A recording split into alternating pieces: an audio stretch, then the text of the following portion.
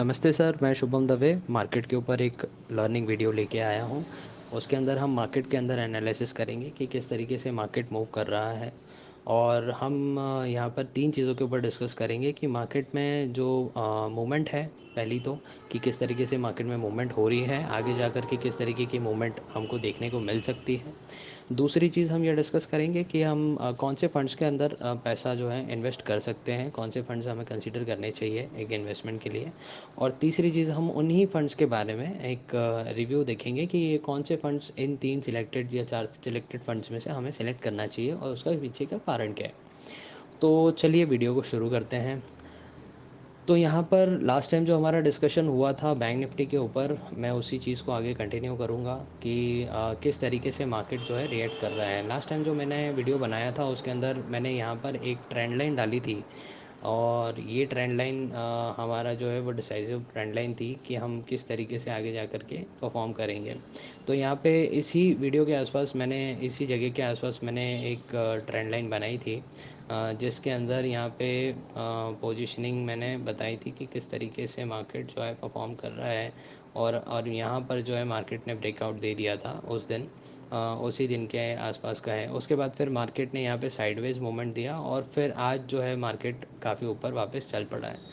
तो यहाँ पर हम देखते हैं कि किस तरीके से, पहले हम वीकली चार्ट में देखते हैं इन्वेस्टमेंट के हिसाब से कि कहाँ पर मार्केट चलना शुरू किया है। तो अब यहाँ पर अगर हम वीकली चार्ट देखेंगे तो एक ये जो हमारी ट्रेंड लाइन चली आ रही है पुरानी वाली, उसी को हम फॉलो करते हुए चल रहे हैं आगे कि इस लेवल को एक बार इसने टच किया, ये वाली जो पॉइंट है 2018 में। फिर यहाँ पे इसको टच करने की ट्राई किया, उसके बाद फिर एक छोटा सा पॉइंट यहाँ पे आपको आया 2019 में। और फिर अब यहाँ पे जो 2020 में इसने जो हाई लगाया था वो वाला पॉइंट। तो ऐसे करके तीन चार पॉइंट हमें इसी ट्रेंड लाइन के आसपास में मिल गए हैं कि किस तरीके से मार्केट इस ट्रेंड लाइन के आसपास में परफॉर्म कर रहा है। और लोअर वाली जो बैंड है वो हमें भी पता है कि ये वाली जो बैंड है इसके अंदर मार्केट जो है अपने आप को संभालेगा। अब डेली चार्ट पे आते हैं कि हमें अभी क्या पैटर्न दिख रहा है और कैसे हम यहाँ पे देख पा रहे हैं कि यहाँ पे इन्वेस्ट करना चाहिए। तो अगर मैं पहले यहाँ पे आपको बताऊँ तो एक डब्ल्यू पैटर्न करके यहाँ पे एक बहुत अच्छा पैटर्न फॉर्म आउट हुआ है, जिसके ऊपर बैंक निफ्टी ने यहाँ पे ब्रेकआउट दे दिया है। तो यहाँ पे ऊपर इसको क्रॉस करने के बाद, इस ट्रेंड लाइन को क्रॉस करने के बाद यहाँ पे मार्केट चला, उसके बाद मार्केट रिट्रेस मारा और फिर वापस से मार्केट अब जो है ऊपर चलना चालू हो गया। तो यहाँ पे ये डब्ल्यू पैटर्न जो है मार्केट फॉर्म करके बैठा है, इस डब्ल्यू पैटर्न को इस मार्केट ने यहाँ पे आज फाइनली ब्रेक कर दिया है। तो अगर हम इस पैटर्न को ठीक से समझें तो ये पैटर्न जो है एक बुलिश पैटर्न होता है। और आप इस तरीके से देख सकते हैं कि ये जो पैटर्न है कि ये बुलिश पैटर्न होता है, और इसकी इस लाइन को जब ये तोड़ता है तो फिर ये थोड़े दिन यहाँ थोड़ा सा यहाँ पे कंसोलिडेट करने के बाद, ये जैसे आज आज की जो हमारे पास एक बैंक निफ्टी की कैंडल है ये वाली, इस तरीके की कैंडल आपको ये डब्ल्यू पैटर्न में दिख रही होगी, ये वाली जो कैंडल है। और फिर इसके बाद जो है मार्केट ऊपर चलना शुरू कर देता है। इस डब्ल्यू पैटर्न को काफ़ी रिनाउंड पैटर्न है ये, और इस पैटर्न में काफ़ी सारा जो है मतलब इन्वेस्टर्स बिलीव करते हैं, क्योंकि एक ये बुलिश पैटर्न पैटर्न कंसिडर करी जाती है। अब बुलिश पैटर्न क्यों कंसिडर करी जाती है, इसके पीछे का लॉजिक सिंपल है कि मार्केट जो है नीचे से ऊपर आना शुरू हुआ था, फिर जब मार्केट में सेलर आए तो सेलर इसको ज़्यादा नीचे सेल नहीं कर पाए, फिर दोबारा से इसको बायर ऊपर लेके गए, फिर दोबारा से ये नीचे यहाँ पे सेलर लेके आए पर उस लेवल के वापस नीचे नहीं ले जा पाए।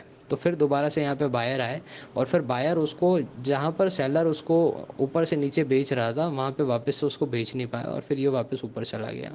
ऊपर जाने के बाद यहाँ पे थोड़ा सा कंसोलिडेशन हुआ और फिर वापस से इसने जो इस हायर लेवल को इसने यहाँ पे जो है ब्रेक कर दिया।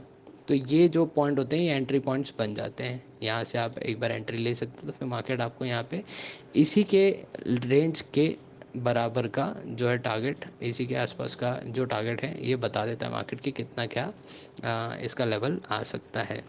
अब मैं अगर इसको एक नॉर्मल फेज़ में बताऊं तो हमारे पास इसकी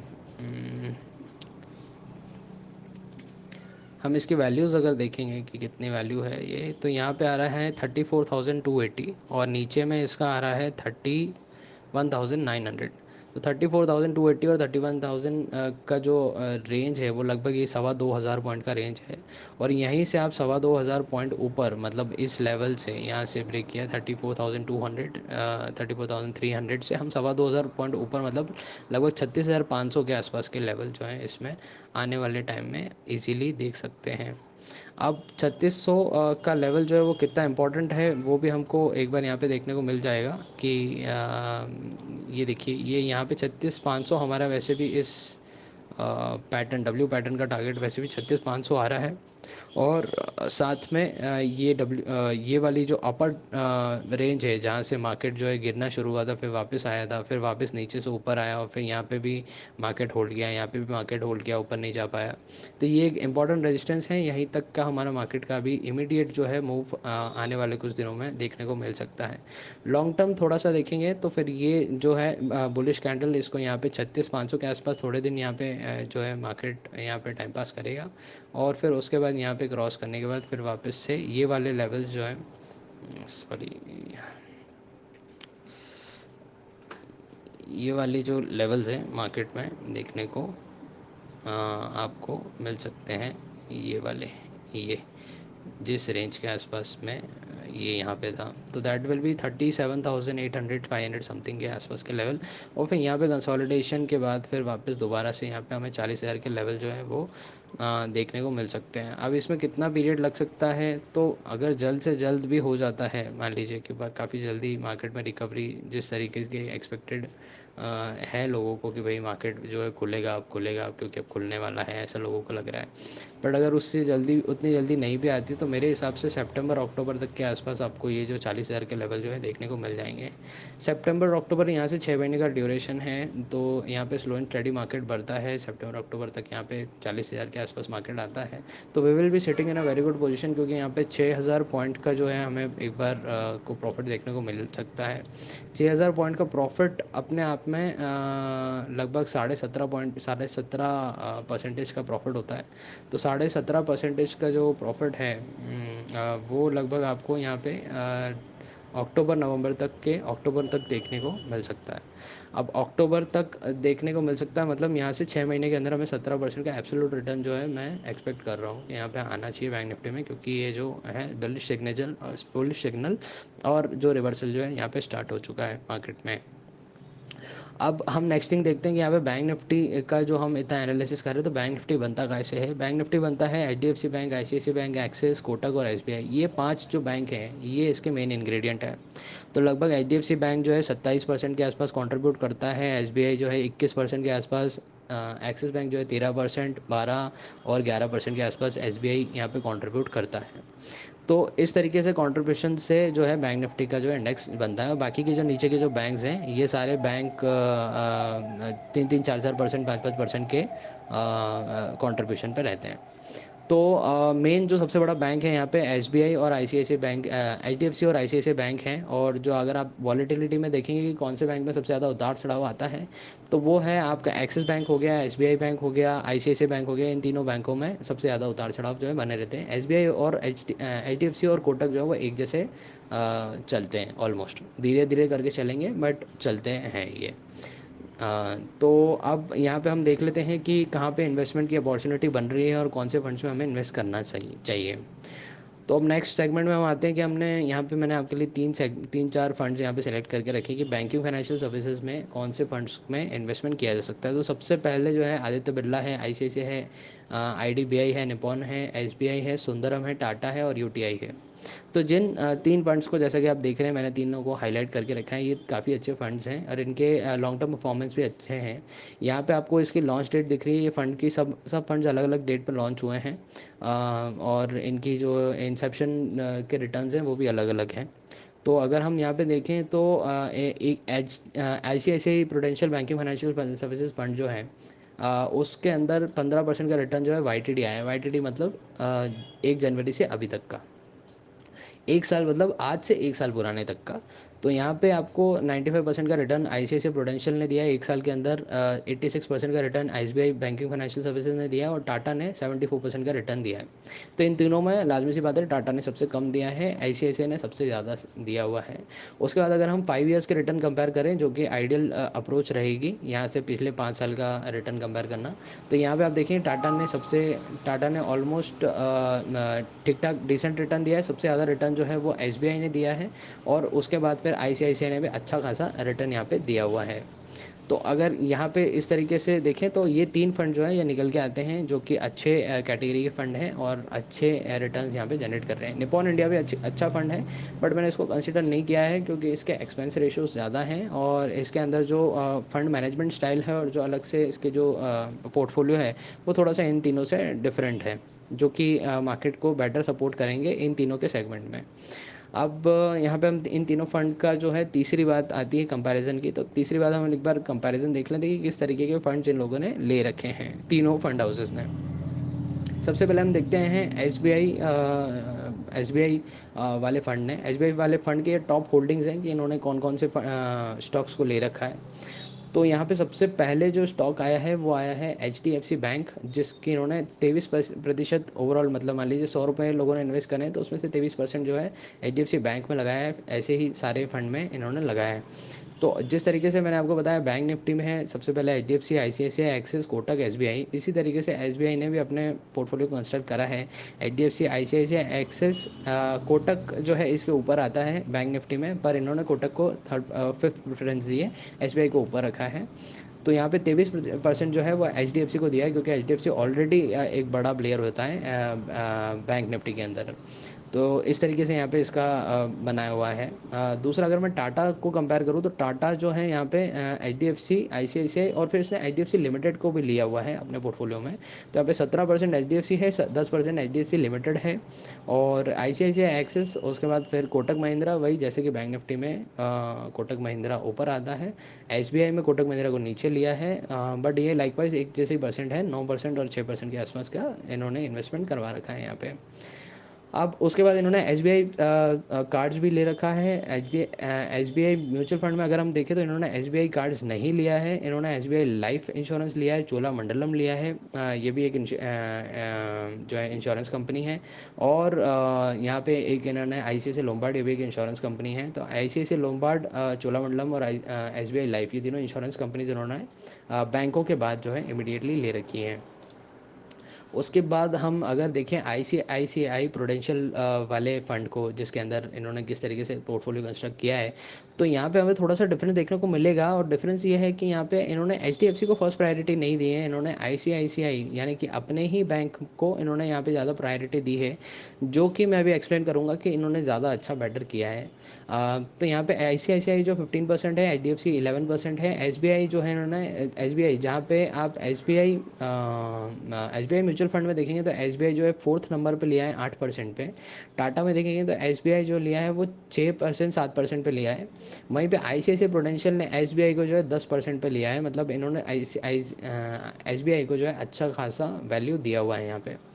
तो एक तो इन्होंने एच डी एफ सी, दो चीज़ें इन्होंने करी है। एक तो इन्होंने एच डी एफ सी को यहाँ पे बहुत ज़्यादा 20 22 25% अलोकेशन नहीं दिया है ना। इन्होंने दिया है 11% के आसपास का, और आई सी आई सी आई को इन्होंने 15% का अलोकेशन दिया है, जो कि आपको किसी भी बाकी के फंड्स में भी आपको देखने को मिल जाएगा कि 15-15% तो दोनों ने यहाँ पे दिया है, पर आई सी आई सी आई ने यहाँ पे खुद को 15% दिया है, but H D F C को यहाँ पे 20 22% नहीं दिया है। उसकी जगह पे इन्होंने जो है स्टेट बैंक ऑफ इंडिया को दिया हुआ है, और इन्होंने यहाँ पे एक इंटरेस्टिंग चीज़ ये करी है कि कोटक को इन्होंने यहाँ पे लिया ही नहीं। अब वो क्या किया है इन्होंने, वो मैं थोड़ा सा एक्सप्लेन करता हूँ यहाँ पे आगे जाके।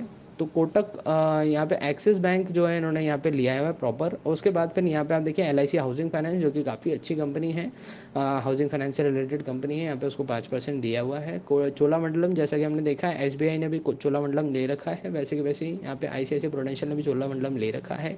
एस बी आई लाइफ भी ले रखा है, वैसे कि वैसे जैसे एस बी आई ने लिया हुआ था। मोतीलाल ओसवाल फाइनेंशियल सर्विसेज, जो कि एक ब्रोकिंग कंपनी है। मैक्स फाइनेंशियल्स, जो कि फाइनेंस प्रोवाइड करवाने वाली कंपनी है। इस तरीके से इन्होंने लोकेशन किया हुआ है। और अब मैं आपको बताता हूँ कि इन तीनों में से ज़्यादा अच्छा कौन कर रहा है। तो अगर हम वापस से दोबारा से यहाँ पे बैंक निफ्टी पे आते हैं तो यहाँ पे अपने को एक चीज़ दिखेगी कि अगर हम इंडिविजुअली अब यहाँ पे देखते हैं कौन से स्टॉक्स जो हैं वो बेहतर परफॉर्म कर रहे हैं, कौन से नहीं कर रहे हैं। तो अब चूँकि हमने एक डिस्कशन किया कि बैंक निफ्टी जो है यहाँ से वापस से रिवाइव करने लगा है और हम देख रहे हैं 40,000 के लेवल तक जाने वाला है, तो अब इसको लेके कौन जाएगा। तो वो देखते हैं हम एक बार कि हम यहाँ पे जो एच है वो यहाँ पे वापस आने लगा है। यहाँ पे एच ने किसी भी तरीके का डब्ल्यू पैटर्न नहीं बनाया है। एच ने यहाँ पर अपने जो प्रीवियस हाइज हैं उनको भी क्रॉस नहीं किया है, पर ये क्रॉस करने वाला है, ऑलमोस्ट अभी क्रॉस करने वाला है ये। ठीक है, उसी के कंपैरिजन में हम आई देखें तो आई बहुत ही अच्छा रिकवरी यहाँ पे शो कर चुका है। ये आप देखिए आई ने बहुत अच्छी एक रिकवरी शो करी और प्रीवियस हाई को जो है इसने क्रॉस कर दिया है आज की तारीख में। दूसरा एक्सिस बैंक पे अगर हम आते तो ये भी वापस से जो है रिकवर कर गया है और इसने जो प्रीवियस हाई थे इसको भी इसने क्रॉस कर दिया है। उसके बाद हम देखें कि अगर कोटक को अगर हम देखें तो कोटक ने जो है यहाँ पे कोई रिवर्सल शो नहीं किया है, बिल्कुल भी रिवर्सल यहाँ पे शो नहीं किया है कोटक ने। अब हम यहाँ पर एलोकेशन देखें तो देखिए आईसीआईसीआई बैंक ने जो है कोटक को लिया ही नहीं है।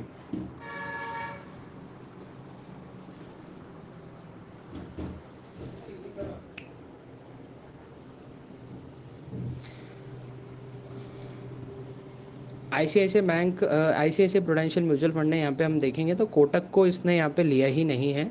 और ये देखिए यहाँ पे आप देख सकते हैं कि एक बार कोटक यहाँ पे इनके पोर्टफोलियो में नहीं है। और एक अच्छी बात जो हम यहाँ पे देख रहे हैं कि कोटक ने यहाँ पे रिवाइव भी नहीं किया है, तो एक अच्छा पोर्टफोलियो आईसीआईसीआई यहाँ पे क्रिएट करता हुआ दिख रहा है। दूसरी बात आईसीआईसीआई ने प्रुडेंशियल ने यहाँ पे स्टेट बैंक को जो है ज़्यादा तवज्जो दी है। तो हम देखते हैं स्टेट बैंक ने कैसा परफॉर्म किया। तो यहाँ पे हमारा पांचवा जो स्टॉक है वो स्टेट बैंक है। और स्टेट बैंक देखिए आप ऑलमोस्ट जो इसके पूरे प्रीवियस हाई थे, यहाँ आप ये वाला तो छोड़िए कि यहाँ पे क्या लॉस हुआ था, बट ये पूरे प्रीवियस हाई से जो है वो ये क्रॉस करके ऊपर जा चुका है।